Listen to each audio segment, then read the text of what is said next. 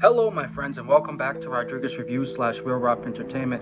I am Javier. Thank you so much for tuning back into the channel, and today we'll be reviewing Scream 7. Scream 7 is written and directed by Kevin Wilson, stars Neve Campbell returning back as Sidney Prescott, Courtney Cox, Isabel May, Mason Gooding, and Jason Savoy Brown. So let's talk about it. So, as I just mentioned, it's directed by Kevin Wilson, who's been tied to all the Scream films. He was writers for the previous Scream films. He was executive producer, I believe, on the last one, Scream 6. So let's talk about Scream 7, the 7th entry in the Scream franchise. And also, Scream, fun fact for you, it is celebrating its 30th anniversary this year. Crazy, right? So let's talk about Scream 7. So of course we know previously Melissa Barrera and Jenna Ortega were tied to the project.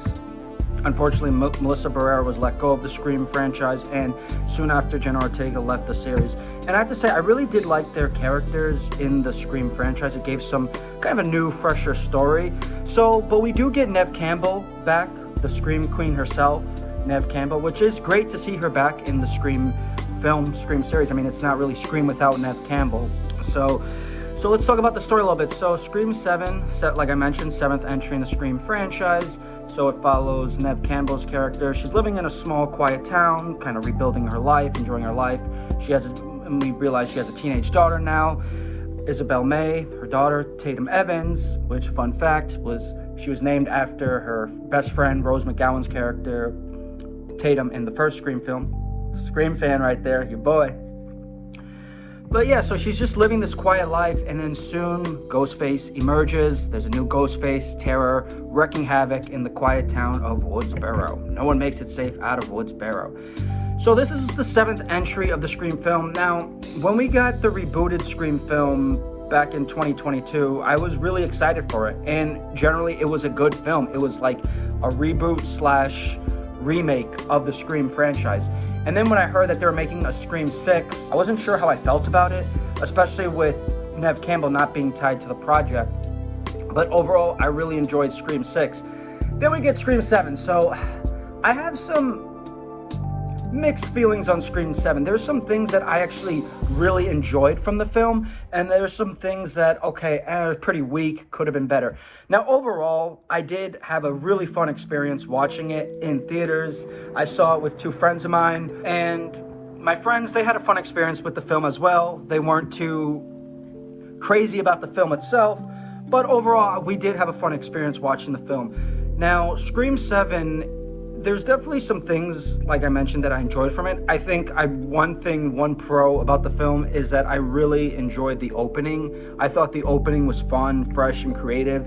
It's a couple, they go to an Airbnb that's basically themed based on the Woodsboro murders from the first Scream film. So I thought that was funny, cool, and creative, and kind of like a little playback, a little poke fun at the the original Scream films and how they make it into this big iconic franchise and this big story. The film also touches on modern topics like AI, so I thought that was kind of cool and funny to poke fun at in the horror genre, so that was pretty interesting. And of course too, it is good to see Neve Campbell back. Like I said, she really helped shape and define the Scream series.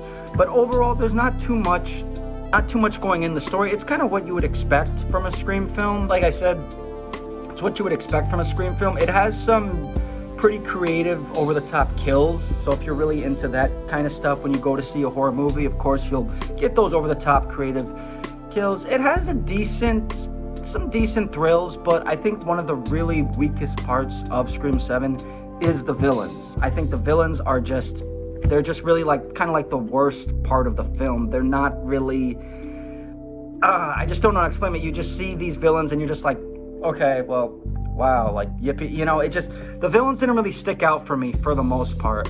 I think, and this is just like a baby spoiler, there are 2 Ghostface that we find out. I think one of them, I could see makes sense, but then the other one is just like, okay, this one doesn't really make too much sense here for me. Overall, I mean, I did have a fun time at the theater watching this. Like I said, it follows that Scream formula, it pokes fun at itself, the horror genre in general, and we get that, and that's what I really enjoy and love about the Scream films. Does it offer anything new? Absolutely not. It's what you would expect from a Scream film. Woodsboro getting terrorized by a new Ghostface. Like I said, some new over-the-top creative kills. But other than that, not too much going on in the new 7th Scream film. Of course, like I said, we get the return of Neve Campbell. She works with everything she got here. I mean, she makes the film. She really tries her best to really carry the film. And you do see that, too, because she's the film's face. She's the face of the franchise. And then, too, we have Courtney Cox as Gail Weathers. Of course, they have that kind of mixed relationship going on. And then Isabel May, I thought she was an interesting character, too, as Sidney Prescott's daughter. So that was a fun mix. And then we get Mindy and Chad Minks, who are the new characters from the rebooted Scream. I thought they're funny. So there's definitely some elements that are enjoyable. Overall, plot-wise, very weak. I would say this is probably like one of the weakest films in the Scream franchise, for sure. It's kind of tied because I wasn't really a big fan of Scream 4, so it's kind of tied neck and neck right there. Overall, though, I'm going to say this. If you're a Scream fan, you'll most likely enjoy it.